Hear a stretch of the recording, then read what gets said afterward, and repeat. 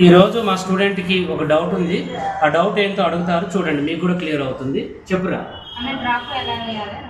Drop boat neck కి drop ఎలా వేయాలి? డీప్ ఎంత ఉందమ్మా అమ్మాయికి? 10 ఉంది. ఈ 10 డీప్ కి మనం ఏం చేయాలి అంటే షోల్డర్ దగ్గర నుంచి మనం కొలుచుకునేటప్పుడు ఖర్చు అనేది వదలం కదా, అలాగే పెట్టేసి ఇక్కడ దాకా 10 పెడతాము. అంటే వీళ్ళకి 10 కావాలి అనుకుంటే మనం 9.5 పెట్టుకోవాలి. ఒకవేళ కొంచెం డీప్ అయినా పర్వాలేదు అనుకుంటే 10 పెట్టుకోవాలి. ఓకేనా?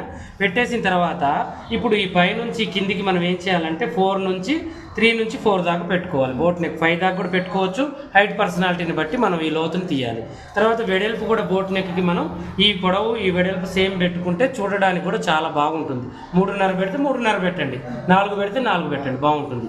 అలా పెట్టి ఒక సర్కిల్ గీసిన తర్వాత దీన్ని కూడా చక్కగా మనం ఇలా సర్కిల్ గీసుకొని ఇప్పుడు దీంట్లో మీకు నచ్చిన మోడల్ వేసుకోవచ్చు. ఓకేనా?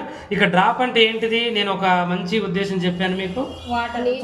నీటి చుక్కని వేలితో మనం ముంచి బయటికి తీస్తే మనకు వేలికి నీళ్ళ డ్రాప్ ఎలా అయితే వస్తుందో అలాగే మనకి ఉండేదాన్ని డ్రాప్ అంటారు అనమాట. ఇలాగే ఉంటుంది. దాన్ని ఆఫ్గా చేసి మనం ఇక్కడ వేయాలి. అప్పుడు దీన్ని మనం తీసిన తర్వాత ఏమవుతుంది?